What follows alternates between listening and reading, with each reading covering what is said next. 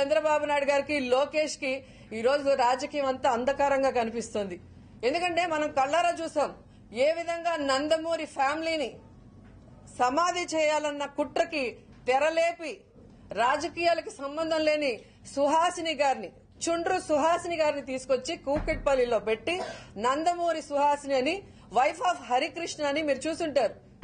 So ఏ విధంగా దిగజారిపోయి రాజకీయాలు చేసి ఈ రోజు హరికృష్ణ ఫ్యామిలీని రాజకీయంగా దెబ్బకొట్టి తన కొడుక్కి ఎవరూ అడ్డు రాకుండా ఉండాలన్న ఆలోచన చేశాడనేది ఈ రోజు అందరూ తెలుసుకున్నారు. ఎందుకంటే ఎన్టీఆర్ పసిగట్టాడు, కళ్యాణ్ రామ్ పసిగట్టారు, అందుకే ప్రచారానికి రాలేదు. సో చంద్రబాబు నాయుడు హరికృష్ణ బ్రతికుండగా అతన్ని మానసికంగా చంపేసి అతన్ని పార్టీలో నుంచి బయటికి పోయే విధంగా పొగబెట్టి ఈ రోజు ఆయన చనిపోయాక ఆ శవం దగ్గరే కేటీఆర్ గారితో మరి టీఆర్ఎస్ తో పొత్తు కోసం ప్రయత్నం చేసి అది జరగకపోయేసరికి ఈ రోజు సుహాసిని గారిని పెట్టి ఆవిడ మాట్లాడటం చేతగాక పాపం తడబడుతుంటే మాకు బాధేసింది. ఎందుకంటే తెలుగుదేశానికి ప్రచారం చేసిన ఎన్టీఆర్ ఉన్నాడు, కళ్యాణ్ రామ్ ఉన్నాడు, వాళ్ళకి ఇవ్వచ్చు కదా, ఎమ్మెల్సీ పదవి ఇచ్చి మినిస్టర్లు ఇవ్వచ్చు.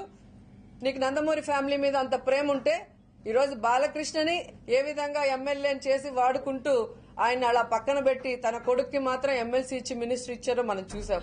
అలాగే ప్రచారానికి వాడుకున్న జూనియర్ ఎన్టీఆర్ ని ఎలా పక్కన పడేసి కళ్యాణ్ రామ్ ని ఎలా పక్కన పడేసి ఆ కుటుంబంలో నుంచే మరి సుహాసిని తీసుకొచ్చి వాళ్ళకి గొడవలు పెట్టి కుటుంబాన్ని కూడా విచ్ఛిన్నం చేసే పరిస్థితికి వచ్చాడు చంద్రబాబు నాయుడు. అంటే రాజకీయం కోసం ఎంత దిగజారిపోతాడో స్పష్టంగా అర్థమవుతుంది. 40 సంవత్సరాల అనుభవం ఉంది, 40 సంవత్సరాల అనుభవం ఉందని చెప్పుకునే చంద్రబాబు నాయుడికి 40 అడుగుల గోతి తీసి తెలుగుదేశం పార్టీకి సమాధి చేశారు తెలంగాణ ప్రజలు. నేను దేశాన్ని కాపాడుతాను, అందుకే కాంగ్రెస్ తో జతగలిశాను, ఇది చారిత్రాత్మక కలయిక అన్న చంద్రబాబు నాయుడికి తెలుగుదేశాన్నే నువ్వు కాపాడుకోలేకపోతున్నావు, ఇంక దేశాన్ని ఏం కాపాడగలవని బుద్ధి చెప్పారనేది స్పష్టంగా అర్థమవుతుంది.